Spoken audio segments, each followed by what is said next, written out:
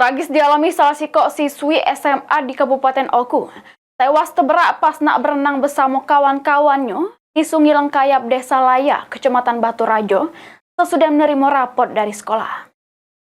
Nah, di sini, Wak, di cucian nikat nih, Wak. Nah, pada inilah, pada biasa lah, kejadian inilah. Tragis dialami salah siswi SMA di Kabupaten Oku, tewas terberak di Sungai Lengkayap, Desa Laya, Kecamatan Batu Raja.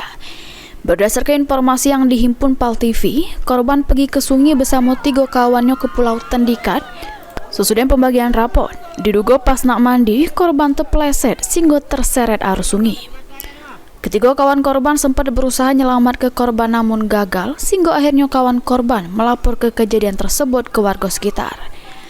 Sesudah dilakukan pencarian sekitar 1,5 jam, korban akhirnya ditemukan dengan kondisi ida bernyawa, masih guna ke seragam sekolah.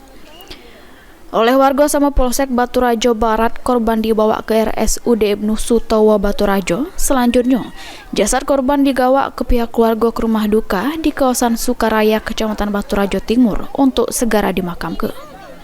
Ari Pranika, PAL TV.